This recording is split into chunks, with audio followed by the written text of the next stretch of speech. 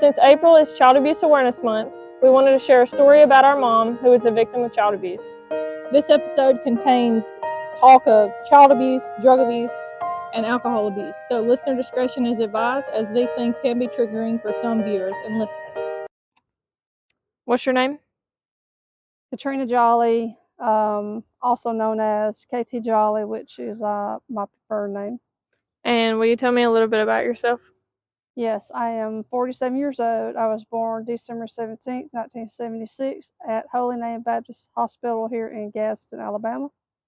I have 3 daughters, Caitlin, Callie, and Carly. I've been married for 26 years in June to my husband, Bo Jolly. And I have a granddaughter whose name I will not mention, but she is precious. Okay, so how old were you when you started being abused? I don't know what age exactly that it was, but I know that it was a very young age, up until the age of 8 years old when I was taken away from my family. Okay, and was it like constant abuse, or were there some times when he didn't abuse you, or what was that like? The only time that he didn't abuse me was when he wasn't drinking, because when he wasn't drinking, he was a very kind man. Okay, so when you say he, who are you talking about? My dad. Okay, do you want to say his name? His name was Jackie Ray Lemons. And is he still living today? No, he passed away May 13th of 1999. Okay. Okay, so I'm going to take you to a place that I used to live. One of my homes is probably not here anymore, but I lived here with not just my mom and dad, but my mother's mother, who was Granny. She was a mean woman. I used to play in these ditches right here, but our house sat right here on this lot. It's now empty. We used to have a little bulldog. Yeah, this is one of my stomping grounds. And like I said, I played in these ditches over here when it would rain heavily. I make little mud puddles worse. Nobody lives over here now, and there used to be a house that sat right here where I would go to if they ever got in a fight. They were very nice people. I don't remember their names, but yep, this is where one of my houses lived. So there's a street back behind here where my dad had his face crushed in by an uncle who jumped off the porch and jumped onto his face and broke every bone in his face. It was not a very good night. Rough area in these parts. All right, so we are coming up on the place that is known as Kelly's Auction. I don't know if it's still the same name, but it is the same name.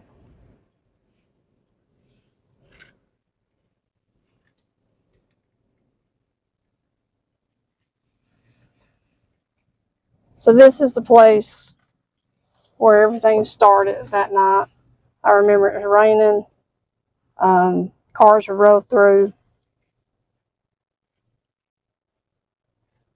And he had a half and half ticket and actually ended up winning that night. And he was pretty wasted.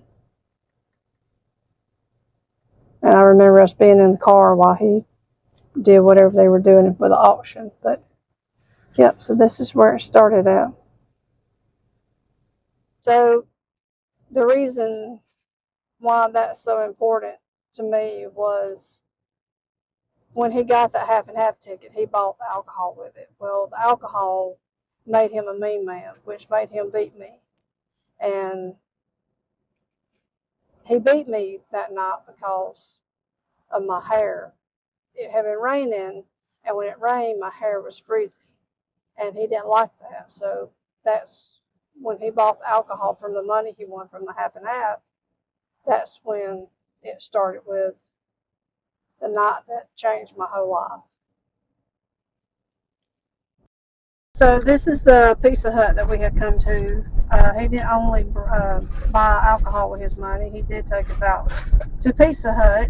And I remember going in here and sitting down and he had ordered us a spaghetti pie. I can't tell you what that actually is, but anyway, as we were sitting there, he had looked at me and said, "I'm gonna beat the hell out of you when I get you to the house." And well, he followed through with his words, but I remember there were some kids in there dressed up that night, and it must have been a prom night for them. They were looking at him, and he pretty much told them what for. But anyway, so that was a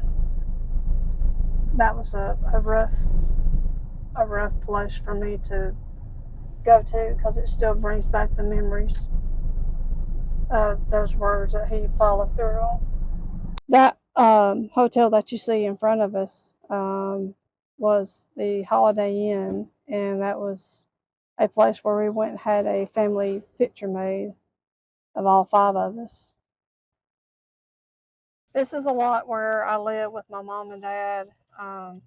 This is probably one of the worst Christmases I had, because I didn't hardly have anything for Christmas. And I remember someone coming up to the door and giving us a gift, me and my 2 siblings. Do you remember what the gift was? I don't remember what that was. This lot right here was where one of my cousins lives. Her name, I'm not going to mention. She and I got in a fight over a pack of bubble gum. I won, by the way.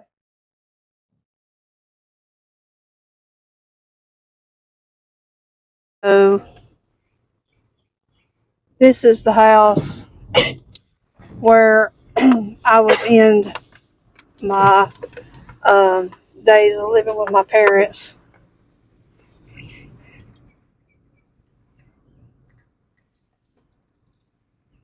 What house was it? It was actually right here on this lot. It's got a trailer there now. But that's where, when my dad got me home, we got out of the car, we went in the house, and he had decided that he was going to make good on what he had told me in the restaurant, where he said he was going to beat the out of me. So we're going to turn around right here so we can get a better view of the lot.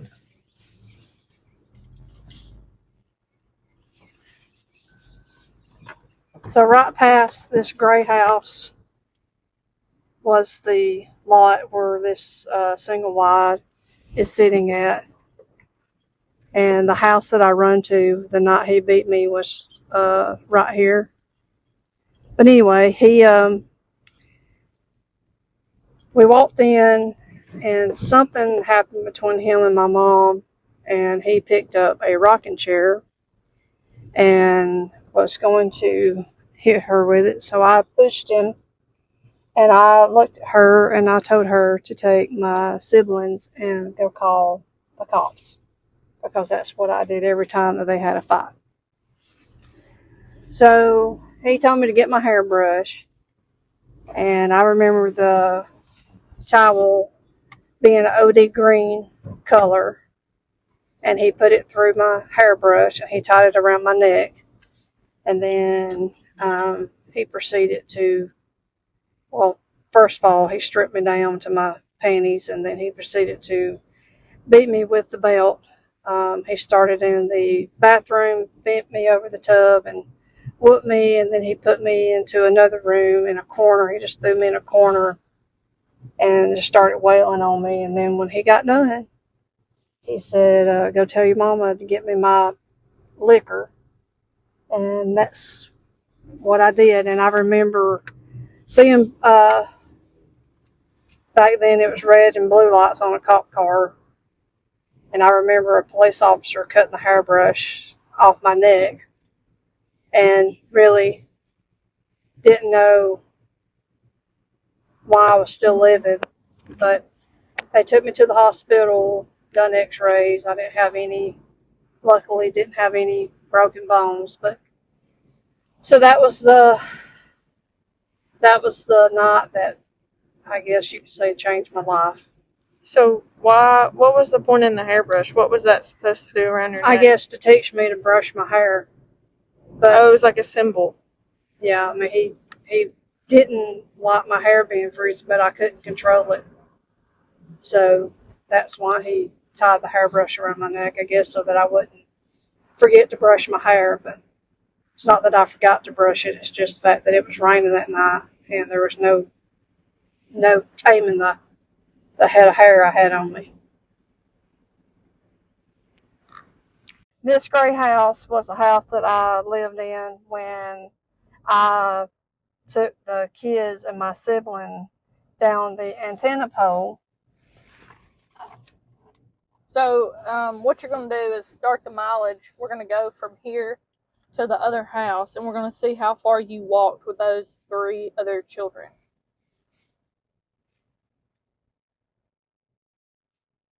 So did this say Adam Street? Oh, Mount Zion Avenue. So we're on Mount Zion Avenue in, is this Gadsden or Ottawa? This is, some people call it Alabama City. Oh, okay. I would say Alabama City area. Okay. So we're going to see how many minutes it takes us to get there. And you did restart the mileage, right? Yes. Is this the exact route? This is the exact route that I took. We're going to go the exact way.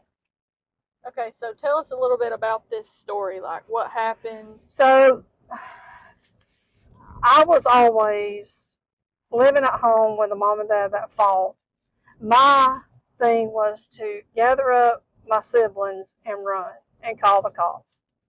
Well, this particular day that I did this, we were upstairs, me, my sibling, and their 2 kids, which was a boy and a girl, and they started fighting. Well, I got scared, and the only thing that I knew to do was to run to somewhere that I knew would be safe. So that's what I did. I shimmied down the antenna pole from the bathroom window, and then when I got down to the ground, I had them to come the exact way that I did. And once we all 4 got on the ground, then we took off. Because I had heard him put a hole through the wall, and I knew it was time to go. They were cussing, they were hollering. I don't know if they hit one another, but I just knew it was time for me to protect those kids and myself and go. So, and you can see all these houses. You would think that someone would have a question as to why there were 4 kids walking in the road, but nobody ever said anything. So you said it was you, their 2 kids, and your brother? No, it was my sister. Okay. Because at this time, we were separated, and I guess I was probably about 10 or so years old when I did this. Later on, it would be my fault for running.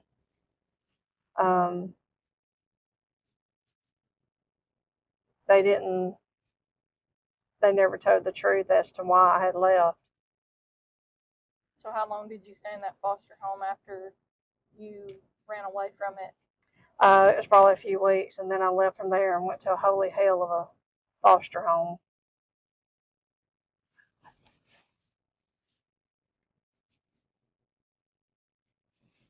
Holy terror of a foster home. Sorry for that language. Well, I think people don't understand the extent of how terrible child abuse is until you expect it. So I would expect that kind of language from someone who lived through something like this. Now, what are we looking at on mileage? Because I know we're getting a little close. We're at 1.4 miles. So almost a mile and a half, and we're not even there yet. So we'll probably hit a mile and a half or a little over by the time we get there. But like I said, I didn't know what else to do. So there's the house. This is the house. You don't have to slow roll by it. But this is the house that I went to, and we are at 1.6 miles. Wow. And did you say that was that house was the mother of my foster mom? And she was very surprised when we all showed up at her doorstep. What did you say to her? Did she? I mean, I'm sure. I told her what happened, but she, she was surprised to see us there because we had walked, but she wasn't surprised as to why we were there. So she knew that her, daughter and son-in-law were apparently done this on a frequent basis. So did they not? Did the what do you call them? Did the people that put you kids in foster, the human resources, the social worker? Yeah, the social workers. Did they not care to check these people out before they started giving kids away? They do run background checks, and back then, you got paid per child. So people were trying to get as many as they could. So it was a money thing, and they did run a background check, but you can't run a background check on a person that's been drinking or a person that's going to be very abusive. And this house right here was the lady that I went to church with, Miss Wilson. She picked me up from my home that I live with my mom and dad, and she would carry me to church at White Chapel Baptist Church, where I was saved. Is that church still around? I'm not for sure. So what was life like after that night? Well, life really wasn't much better because I bounced from foster home to foster home. I went to one foster home. Well, there was apparently a sex offender living there.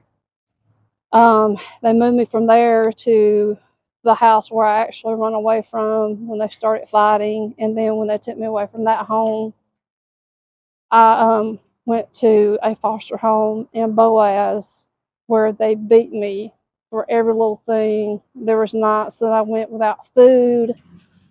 It was horrible. I remember one night them just taking my head and beating it up against a door frame because I had cried in public.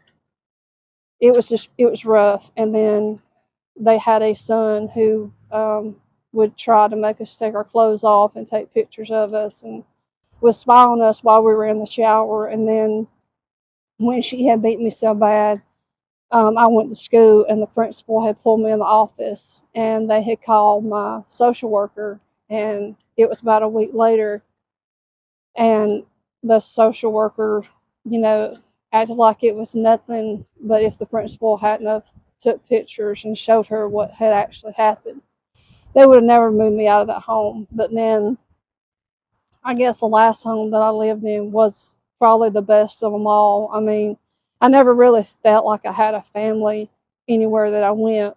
So, I mean, it was worse in some cases, but not as bad in others.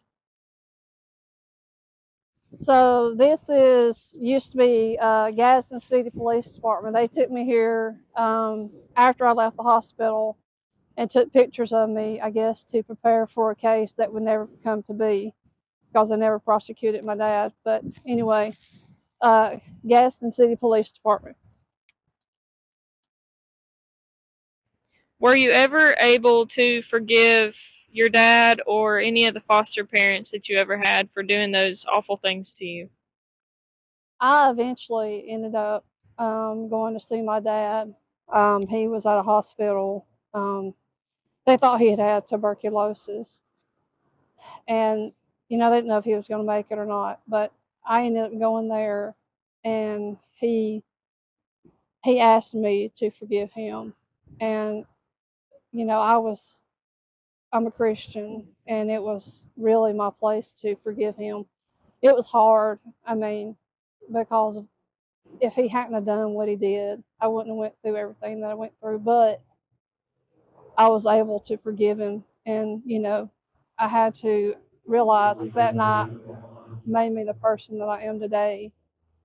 Um, so eventually, I didn't end up forgiving my dad because he asked for it. I'm not sure I would have forgiven him so quickly if he hadn't have asked for it. But as far as foster parents, the one that beat me so bad, I think she ended up dying. Um, so she would have to deal with, you know, um, what she did, and she would face judgment for that. But as far as forgiving her, that was a tough one because she did the same thing to me that my daddy did. But I guess they would be on the same comparison as far as the severity of the abuse.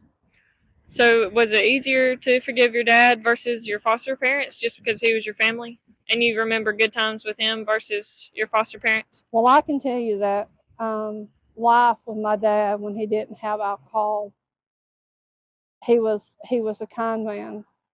Um, he looked like a gentle giant to me.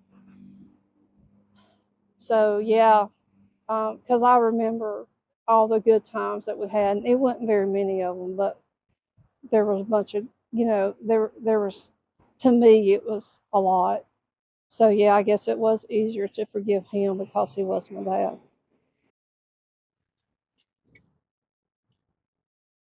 So, being a child abuse victim, do you think that you've been more prepared on how not to parent your kids or how to be a better parent? Yes, because I was a mom. I felt like I was a mother to my siblings at a very young age when it really wasn't supposed to be my place to be a parent. So I knew that uh, going into adulthood and me wanting to have a family of my own, I knew what not to do as a parent. I knew, that alcohol would take over your life and would cause you to do things that you shouldn't do as a parent. But I believe that I have disciplined my kids to a point of that was acceptable, probably not to them, but as a mother, I knew that I did what I did for my children to help them prepare for their future. So going through what I did has made me a better parent. It's made me a better person altogether. So yes, that it did prepare me. But I was a mom. You know, I knew how to love as a mom then because I know what it is to love as a mom now.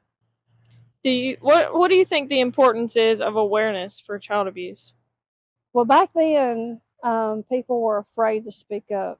And even to this day, there's some people that are afraid to speak up.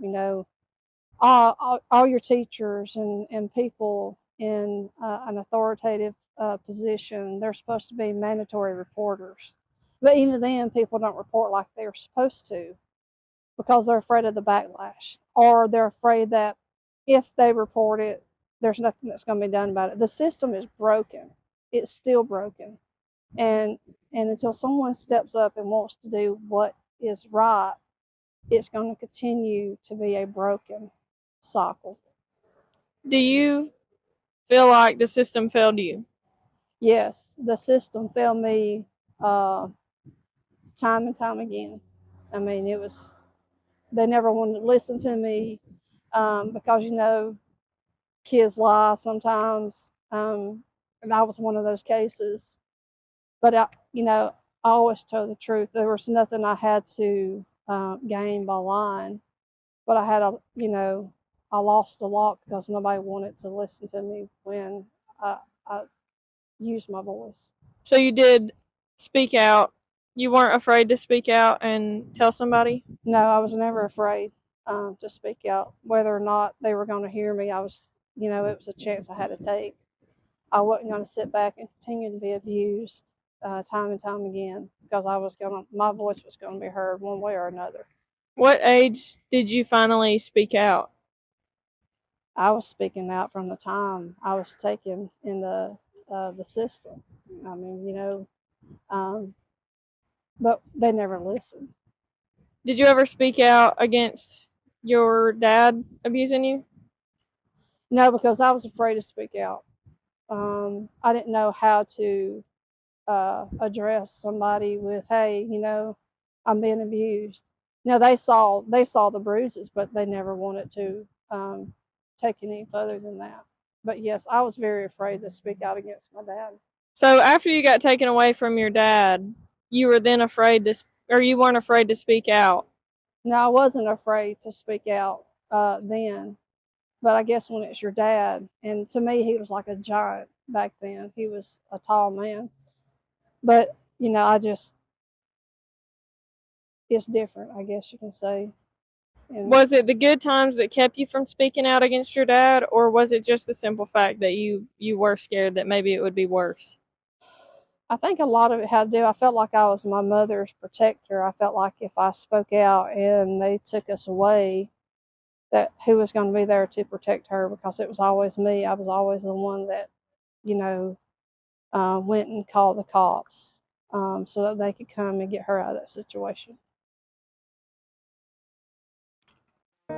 If you see a child that is possibly being abused, please report that abuse to your local authorities or the human resources, because your voice could be the only voice that saves that child's life. Not every child that is a child abuse victim survives, like me. I'm a survivor.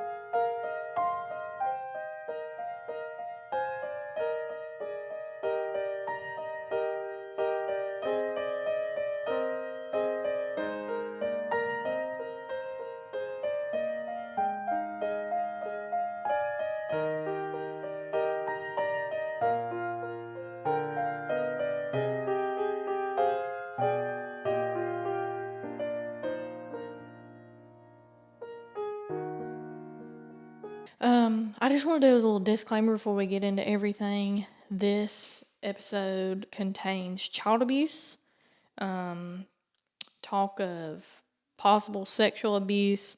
There is some racism from some of the characters that Mama is going to talk about, and that's not cool. So just want to let everybody know of the stuff that's coming up in this segment. So you can mentally prepare yourself to listen to these things. So the story, like the first time you remember. Um, I can tell you how my earliest memory, I can tell you that I watched him beat my oldest sibling, and I think she was probably 3 or so at the time. And she was only, well, she may have been 4 or 5, I guess. Because I think she's like 3 years older than me, so that would make me 1.5, 2, whatever it was in her, whatever she was. But, and then when they took her away, the system didn't know anything about me. And I have a hard time. And I may offend somebody when I say this, but the system is broken. Just because you got a few good social workers out there doesn't mean that the system is fixed, because if they had taken me away when my sister was beaten, I don't think I would have went through what I went through. But I also say this: God put me in that situation to bring me to where I am today. My question is, like, how did they not know that you were there? Like, when they came and got your sister, like, that just boggles my mind that they had no idea that you existed. Like, you had a birth certificate, you had a social security number. Like, how did they not know? that those two people had another child and then two more after you? All I could tell you is my mother told me that they hid me. They didn't know anything about me. And that's why I say the system is broken. Do you just think they were doing like just bare minimum to get by on in terms of like just coming out and checking? Do you think they were just doing whatever, you know? I just think that, well, like I said, I think the system's so broken that, nobody cares. That's really sad. And do you want to talk about like where you lived, or do you want to talk about that location and like the city, or do you not want to mention it? Oh, I don't care. I mean, I lived most of my life in Gadsden, Alabama, and I lived so many different places. I mean, we lived in a 2-story. It was an upstairs and downstairs apartment on Forest Avenue, and I mean, I thought we were, don't know how we ever was able to afford it, but I never told anybody this, but Oh, we're getting an exclusive. my mom and dad always smoked cigarettes. I'm like, but is this going to be funny to me, or is this just going to be funny for you? It's probably going to be funny to you, but I mean, I look back at it and I think, what was I thinking? And I watched them smoke these cigarettes. Did you smoke a cigarette? Well, the filter on the end. Yeah. So I just got it one day and I lit it up. I didn't You try weren't it. burning the tobacco. I made my sister try it, but what was I? I mean, I was a little kid. I didn't know no better. But So you kind of pulled I made my sister do it like I pulled with Carly in the dirt situation. you just try to kill her. I mean, there's just no two you ways kinda about it. You lit- try to kill her. You kind of lit a filter on fire. Hey, Did you not pay attention to which end they lit up? no. I didn't pay any attention to that. I just knew. I bet it just melted though, didn't it? No. The filter She didn't. made it smoke. So anyway, So we lived in this 2-story. I had to get off on that tangent, but I love how that was like something you've never told anybody. I thought it'd be, I thought that was pretty funny myself. Anyway, well, we got time that we got to add in here. So anyway, Yeah. we lived in that 2-story upstairs apartment, and I remember. Wait, let me ask. Okay, you said 2-story upstairs apartment. Are we talking like Cambridge, like they have duplexes on the bottom and the top, and y'all lived on the top? Or are you talking about y'all had both floors? We lived on the top. They had a bottom and a okay, top. okay, and okay. I remember having to go up those long freaking stairs. Being a little girl, and I'm thinking, are we ever going to get up there? And you got to remember, I was having to raise 2 siblings. So back then, I had a mind. I felt like I was smart enough to know what to do because I watched my mama take care of kids. So I knew how to take care of my sister and my brother. But anyway, we lived in that upstairs apartment, and I remember my mom was pregnant with my brother, and my dad had come in, and of course he was off drinking, and when he would drink, it wasn't just a drink or two. He would drink big bottles of Jack Daniels or lots of beer. So he come in one night, and I remember my mom and I were out there on the, I guess the porch of the apartment, and she was rocking, and she was rubbing her belly, and she was about ready to pop. And she followed the 9 moons, all that stuff. And he come up the stairs just drunk, and he just decided that he told her that child she was carrying was not his son, and that he was fixing to throw her off of that 2-story porch railing. And all I could do was, I remember pulling her back and begging him, please don't do that, you're going to kill her. And, that wasn't the first time. And it was just... Well, how did she end up, like, talking her way out of that? Did she run away from him, or, like... No, I think the whole thing that really saved my mom was I was always there in between her. I mean, there were so many different times And I remember we lived over in Atala at Cyberton Camp Trailer Park, and she didn't fix his supper at the allotted time that she was supposed to, so he just got out this butcher knife. Oh my goodness.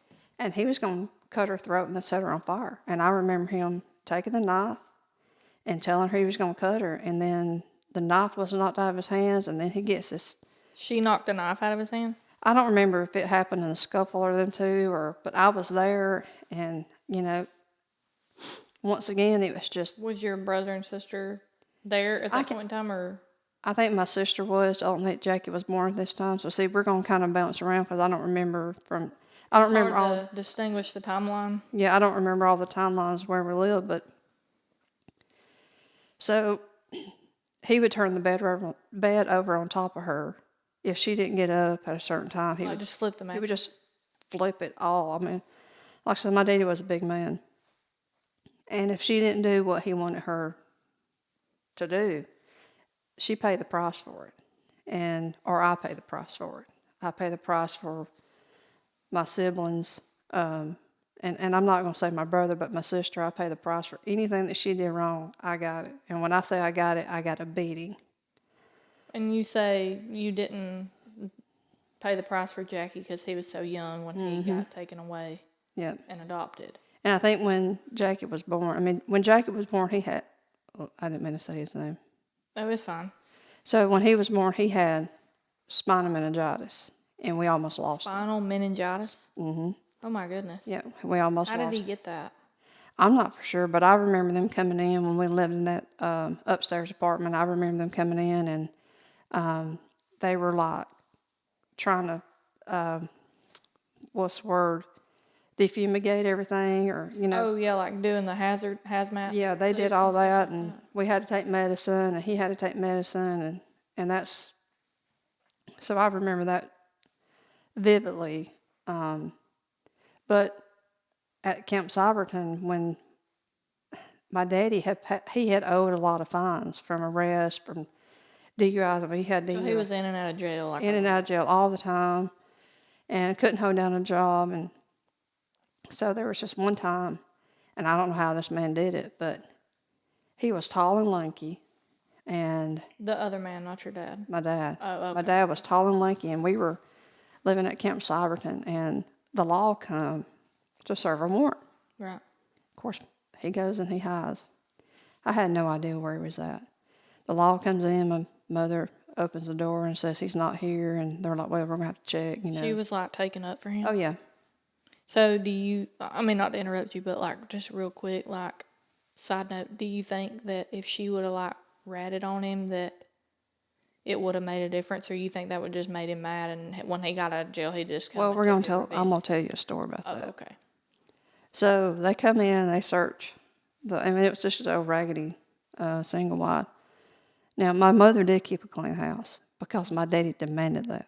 Yeah. And we were never dirty. Right. Never, ever were we dirty kids. You let us go outside and play in the dirt, we were getting a scrub down. With a lava soap, right? Lava soap that had the grit. Yeah, the pumice in it. Pumice, some people call it pumice, I call it pumice, whatever. Doesn't matter to me. I don't think it really matters, but whatever. So, you know where they finally found him at? He was in the attic. No. He was in the ceiling. He was in the dryer. He curled up in a dryer? He curled up in the dryer, yes. How did he get out? They pulled him out. Your mom should have just turned the dryer on, and y'all's problems would have been solved. They even asked me, and I said, I didn't know, because I didn't know where he went. Because as a child, you don't think your tall, lanky, big father can fold up in a dryer. I could fold up. Blake could fold up in a dryer, but I don't see. Is he a lot bigger than Blake?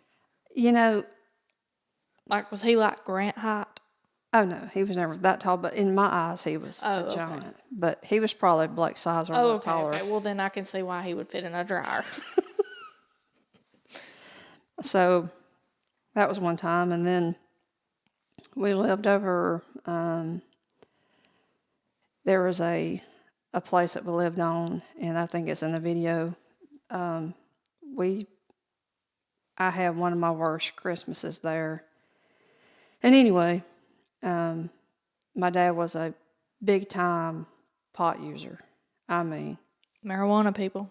heavily into marijuana. And back then it was, I mean, It was like just running rampant on the streets. yeah. And so I remember, these people are bringing bags of this stuff that hasn't been cooked and, hadn't been dried out, they call it. And my daddy would lay it out on a pan, put it in the oven to dry it out, and they just have a pot party in the back.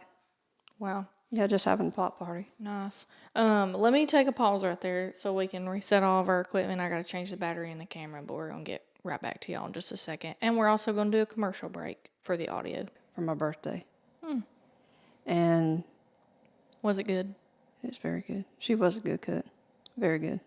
She made the best pork chops. But anyway. Fried or grilled? I just need Fried. Okay. If you ain't had them fried, you don't know what you're missing. I don't think I've had a fried pork chop ever in my life. I couldn't do it, so don't ask me, because she made the best. Well, Bo, can you cook me a fried pork chop? Thank you. Bo does good fried pork chops. I figured he did. He's good at frying stuff. I can't eat Mama's hardly, but I can eat your daddy's. Don't take offense to that, Mama, if you're listening. Yeah, Mama, I was pregnant with Carla when I was eating pork chops at her house, and it made me sick as a dog. Oh, that's so you have. So that's why I don't like Mama's pork chops. Mama's a real good cook.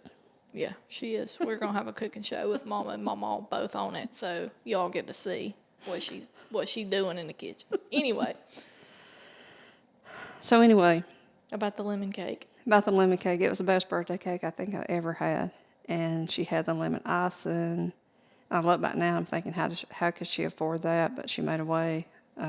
Probably just told your dad to go drink some vanilla extract instead of buying the Jack Daniel's handle this time. Well, let me tell you, when he didn't have alcohol, that's exactly what he drank, or mouthwash. Vanilla extract is made from vodka, I think, or rum. It's made from an alcohol because Mama was going to make her own, and she went to the liquor store. You don't catch a Baptist in a liquor store ever. But Mama went in there proud because she was not going in there to get the vodka for bad purposes. She was making her own vanilla extract. I didn't know exactly what, but I know that it's alcohol. It smells good, I think it's vodka. But when you put the taste to your Vodka. mouth, oh my word! Yeah. I remember asking you, Mama, can I try some of that? Yeah. Stick your finger down in it. Here, have some. It's like about eating cocoa powder or cinnamon. Bad idea. Don't do it. Anyway.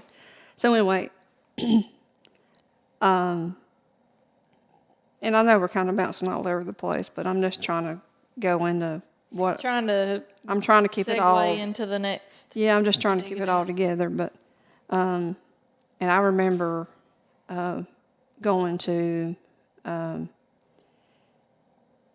remember going to the front door and opening up, and it was someone had gave us Christmas presents, and my daddy would always go out and cut down a tree.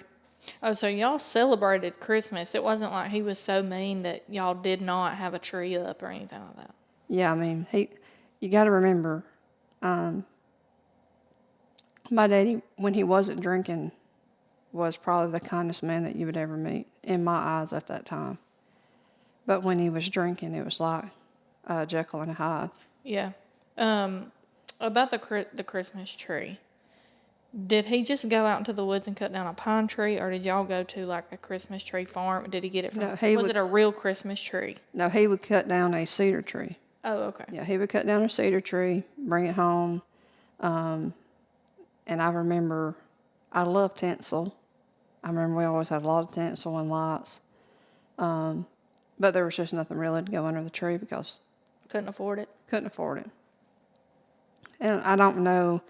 I can't tell you where all that he worked, but I know the first thing that he would ever do before he did anything, he would go buy his alcohol. Well, let me back up. Before any bills got paid, before the light bill got paid, he was going to buy his handle. Yeah, and he would also take us to the Flowers Bakery when it was down in Gadsden. He would take us to the bakery and the little bakery shop, and we would get to pick out a cake. Like one big cake for all? No, it was just like those little Hostess or okay. Something like that. Oh, but like it a was little flowers. Debbie or It something. was flowers back then. Yeah. But so anyway, um, we lived on Railroad Avenue, and this is probably um, the worst time of my life because I remember I was older. I remember a lot about that place. Um, my sister had failed the first grade for calling her teacher the N word, and so we got. Which was very common back then. They just like threw out racial slurs just Oh left and yeah, right, and that yeah. was like something Well, that and he was people very just did. prejudiced. My family was the Lemons, and they were from Lemons Holler And they were in like Atala. real racist. Well, the Lemons Holler didn't like the Millers from Miller's Holler, and my dad was very racist, and it just come down from him, from my papa to him, and yeah. his granddaddy. I mean, they were all that Yeah. way. Yeah. But so we get off the bus, and I had to teach her everything, and I was in the third grade, and she, like I said, had failed. Well, You were like, listen, girl, you don't need to be saying that at all, but, you know, well, you need to he get taught your... her. I mean, he Yeah. taught her Well, that's because like all she knew because she yeah, probably heard that's all that. she heard it. Yeah, Yeah, at she heard home. it all the time. And so anyway, we got off the bus, and she tells him that she thought it was something big. I mean, she was in the first grade, and so she ended up failing because of that. And well, he beat me because he told me I should have taught her better than what I did. Well, that's funny because he was the one teaching her the ugly words. But see, he But then didn't. she got on to you. He didn't know why. He didn't want to listen to why she had failed. He just thought it was because I didn't teach her. And I was a kid myself, and I did what I could do, but I can't control her mouth. But anyway, Right. so I got a beating for that, and it wasn't just. And when I say a beating, I don't mean just She ain't talking a getting spanking, whooped. a whooping. I'm talking about he beat me till he was tired to beat me, and it was never good. Bruises, blood, Yeah, broken bones, yeah. possibly. So my dad had gotten into doing heroin. I hate this part of the story. I mean, And tell it, but I don't. It's like so one of the worst. he had asked me to come out to the little shed that we had, and I'll never forget. He had this needle, and he had took this neon green rubber band and tied it around his arm and tightened it down and flexed his arm and just stood. I was standing there watching him. He just sat there and injected that stuff in his arms. Well, my daddy always wore slacks, and Oh gosh. he was always dressed up. Button down shirt, it was ironed. He even made my mother iron his socks. I mean, he was that much of a neat freak. So she ironed his socks, she ironed his shirt and his pants. Did he have the creases going down the Yes, middle of his? he had the pleats. So she had in our door area hanging up, she had a pair of gray slacks. And she was cooking supper, and she had just had those slacks hanging up there in the door opening. And he had come in from the shed, and I didn't realize what was going on at the time. And Did you like feel that was wrong, like what he was doing? Did it feel? well, when it made him act the way that, I mean, I just felt like he was sick. And I thought, well, why are we coming out here? But Oh, okay. But how? Describe how he acted. Like, I know you're about to tell the story, but like, was he like crazy, or like was he just he like? had hallucinations. Oh. I mean, he was a wild man. So he come in and he saw those pair of pants hanging there, and he started swinging at them.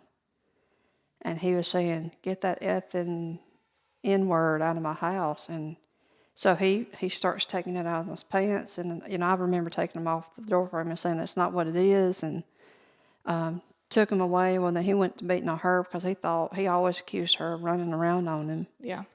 and so he went to beating on her. I mean, he beat her. I mean, just every bit of what he could beat her for. Was Jackie alive then? Yes. Okay. Now, So Jackie, this was after he tried to throw her off of Yeah. the porch of the yeah, two-story. yeah. I know we kind of bounced around a Yeah. little I bit. just wanted to kind of get where. So, So is this like close to the end of yeah. like getting closer to the bad Yeah, and then she did something wrong another day, and we had a pitchfork, and he was chasing her around the house, trying to stab her with that pitchfork, and it was her and me and him. So you were in between him and her. And that's what I was saying. I was always the in between. I always saved her life. It didn't matter what we were doing. I always saved her life. It was like I was her angel sitting there, waiting to, protect her from something bad that was going to happen. So anyway, went through that whole scenario, and when he got like that, and he just passed out, it was a pleasant time. So anyway, moving on to another time. Did she like never like think about killing him? No, he went out one night, and I mean, you and It was I'm a different time too. Like women like kind of just did whatever the husband said. They were allowed to get beat on and stuff like that too, I guess. But I mean, can tell you, if Blake did that to me or Halen, he would be waking up dead. He would wake up dead. He would have a frying pan to the noggin. He better hope he doesn't go to sleep, because I will murder him if he was to do that to me, but he won't. So, I mean, if he wanted to go run around on her,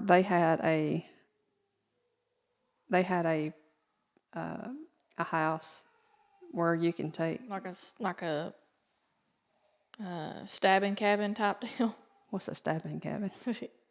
Just think about it for a minute. Oh, well, I call it a hoe house. A hoe house. A hoe house. Hoe house, stabbing cabin, whatever. Okay, I didn't know if that was going to be the right. What's another word So for she it? took him now with her. Sorry about the baby screaming, y'all. Callie's doing a great job watching her. She didn't get her nap out because her mama woke her up. Anyway, so we're going to start winding this up here pretty quick. But anyway, so, I mean, so she would take him to those kind of places. And then he stayed out all night one night, and I remember hiding every knife that we had. Got to keep yourself safe. And because she was ready for when he come in, she was ready for what he might do. And he never come home because we don't know what he was doing. But Definitely at the stabbing cabin. and then he was put into jail. He was put into jail. He was put in jail for a fine that he did not pay. I mean, he had a lot of those. And I remember she and I were sitting on the steps, and I was doing my homework. And I remember having this very tiny writing. I remember writing out my multiplication tables. And so this car pulls up. And he gets out. He just takes a brick, and he just chunks it at her and hits her in the head with it. And so I take off running. I tell her, It's no wonders he didn't hit you with the brick. yeah. And so that could have killed a child. I mean, they could have killed her if it had hit her right. Where did it hit her? Like in the face or like in the head? Or I don't remember exactly where it hit her, but she got up and she went to the house. Well, he got a curtain rod down, and they were metal. He got a curtain rod, folded it in half, and he beat her. Just kept beating her with it. And when he broke it to where he couldn't swing it anymore, I remember him laying her flat on the ground, and he turned her head, and he went pop, pop, pop. like punched her in the face. Yes, and her teeth fell out, and she was just bloody. And she never would leave him. So, I cannot imagine. Going. Do you think she like really loved him? Like at that point in time, like I don't see how you can love somebody that does that to you.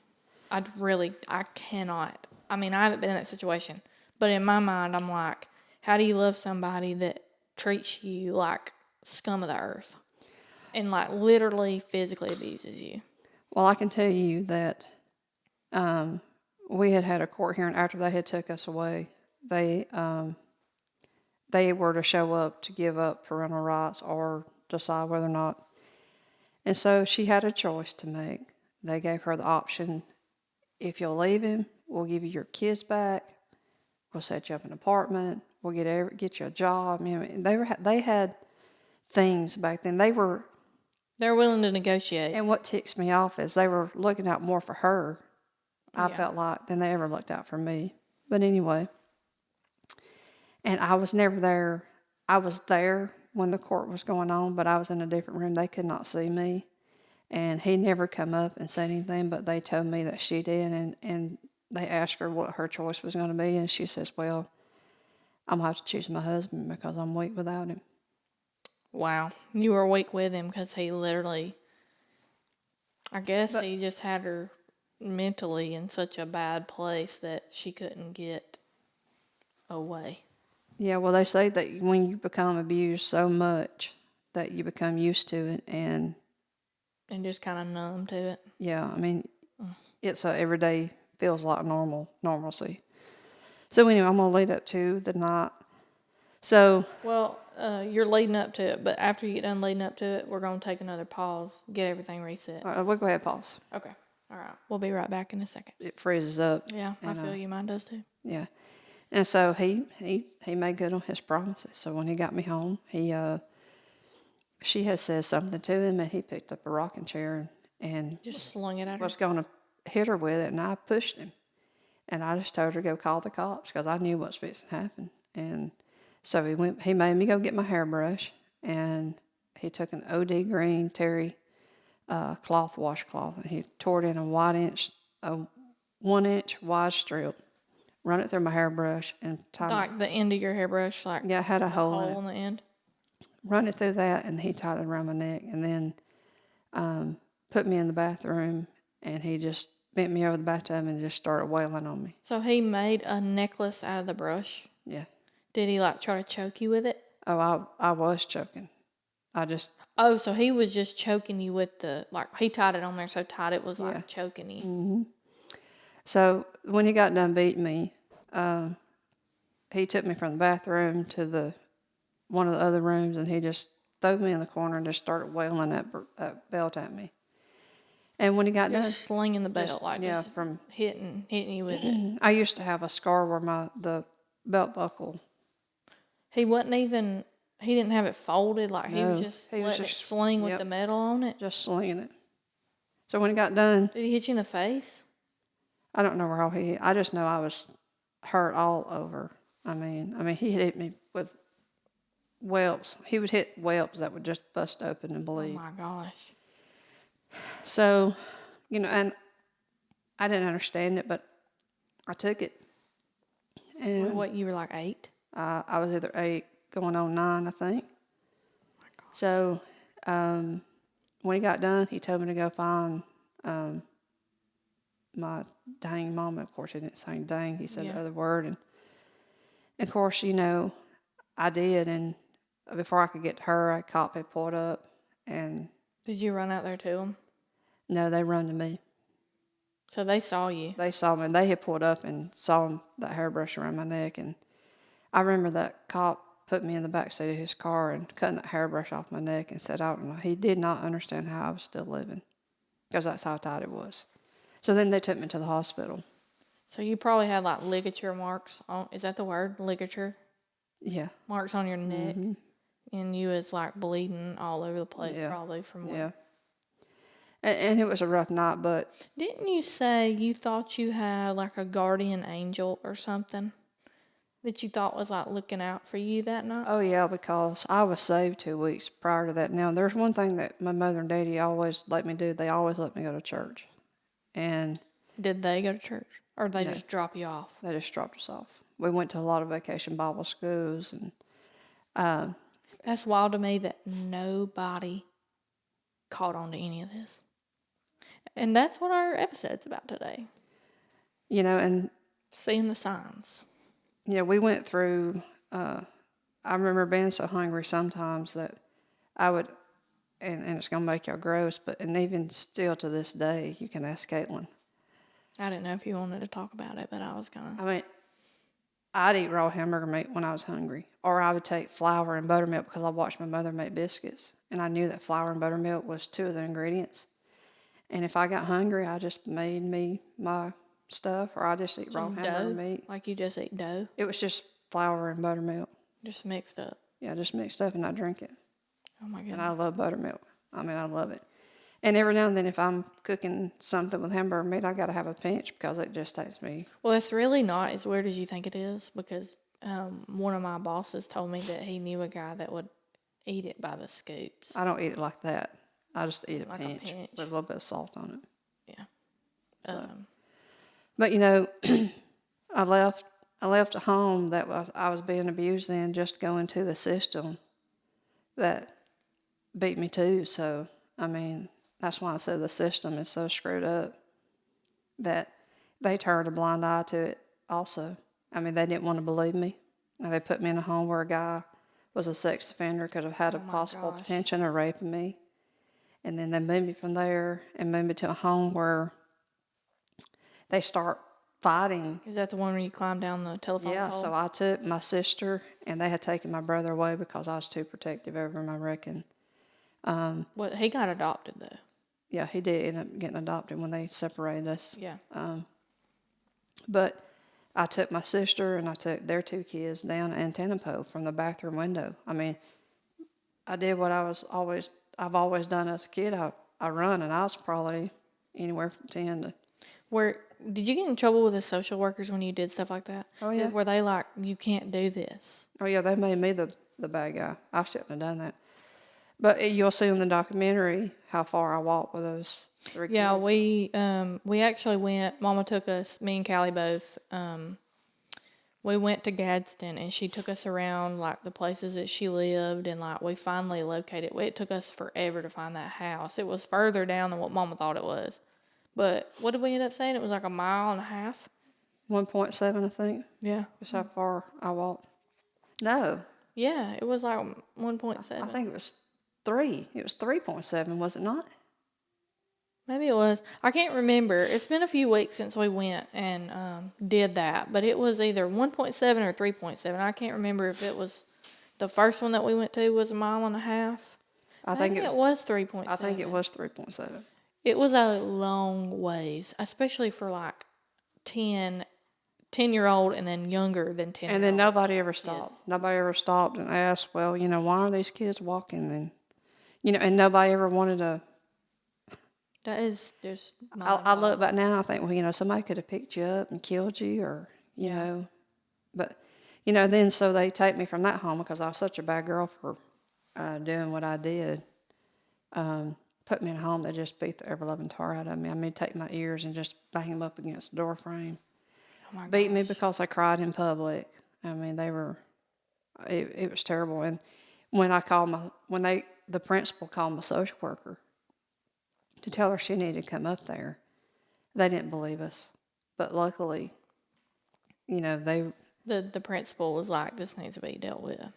Yeah, I mean, there's something going on. Mm-hmm.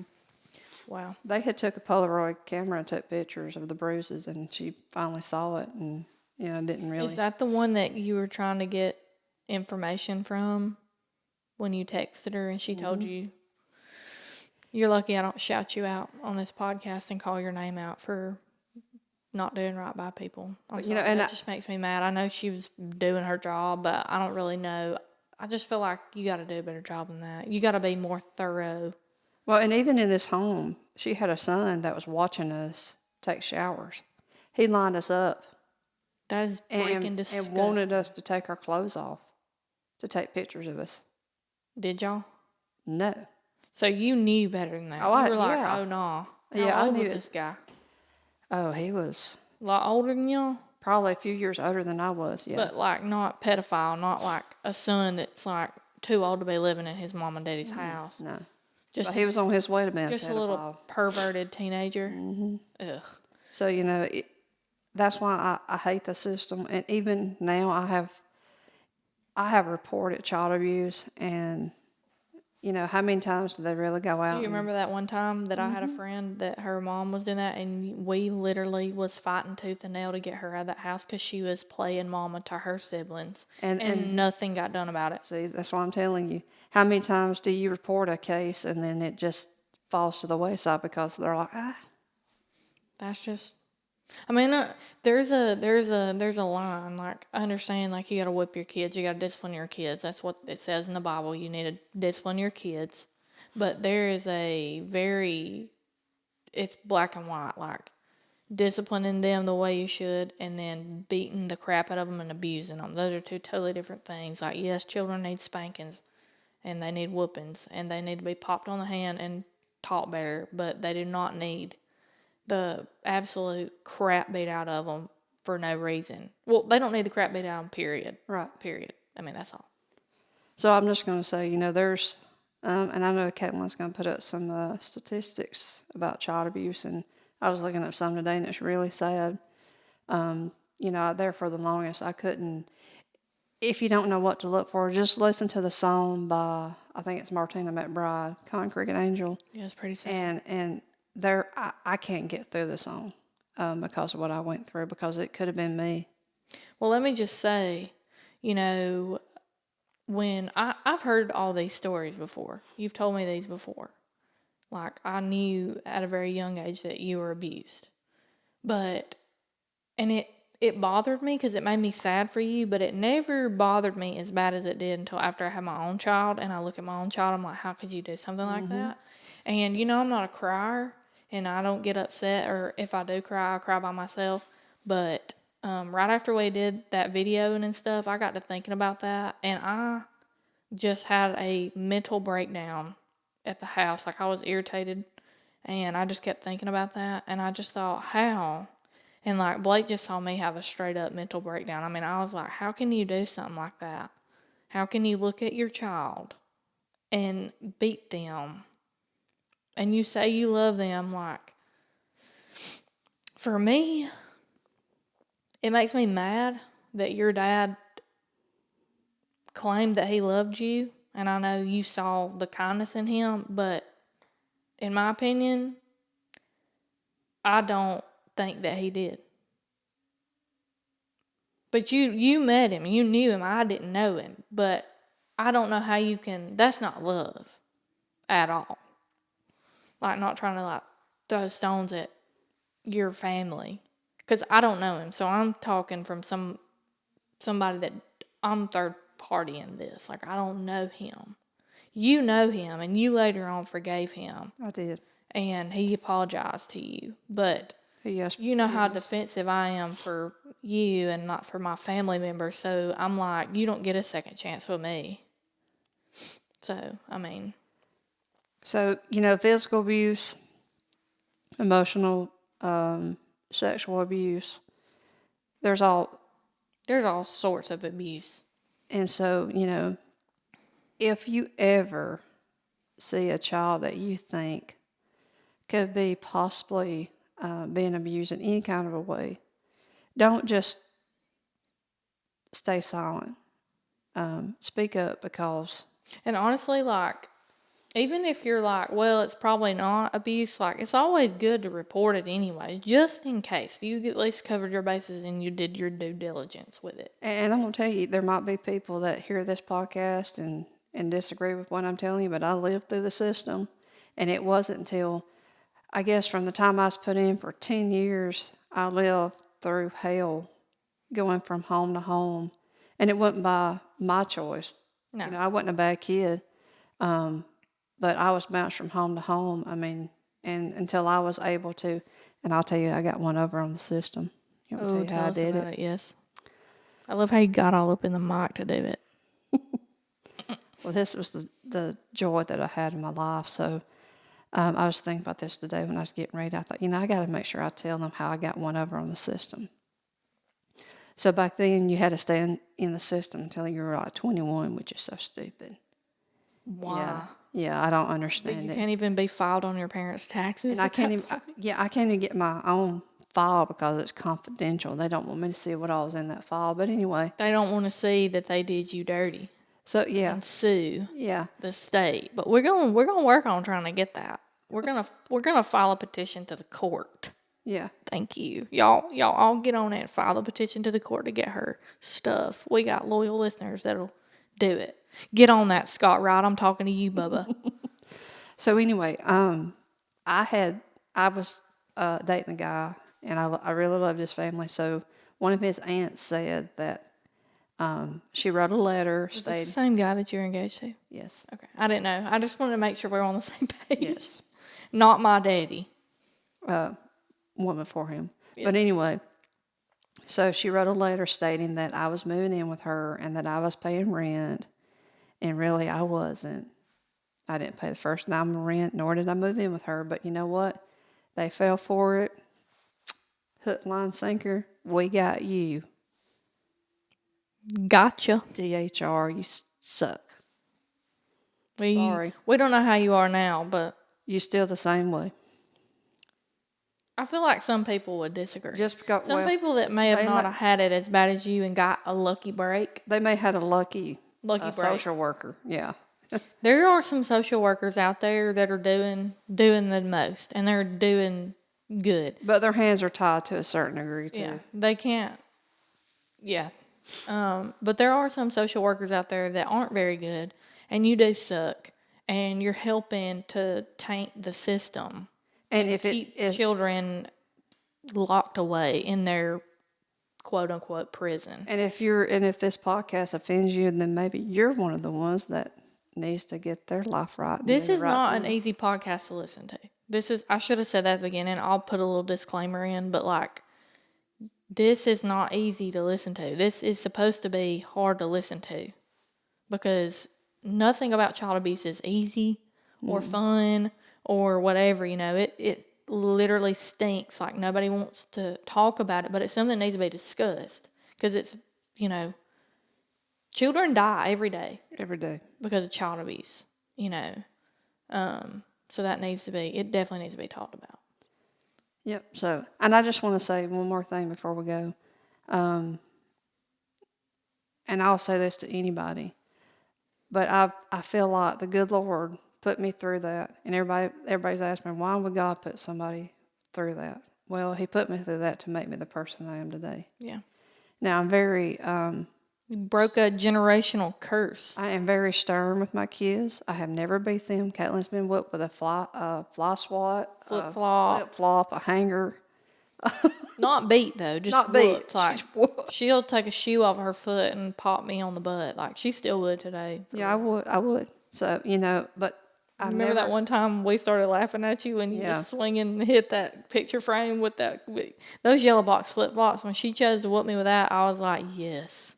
Because it was just funny. Because she would get so mad. And Callie and Carly would be behind her like, Yeah, laughing. agging it on. She'd be laughing, and then they have to whoop a little hard, or everybody whoop get a a little- whooping. yeah. Somebody started laughing, everybody getting a whooping. So, but anyway, God brought me through that. God made me the person Praise that I God. am, and I truly feel that without Him, I wouldn't have been able to make it through those 10 years that seemed like an eternity to me. Yeah. But anyway, and I wouldn't be where I am today if I hadn't went through it. So, I mean, I'm a stronger person, and I guess that's why I get so defensive for the ones I love. Yeah. You can ask her. She do. I get very defensive for my children. She does. I'll whoop anybody for my She kids. will. She will. Okay. Well, we're about to get into the leaving out, and yeah,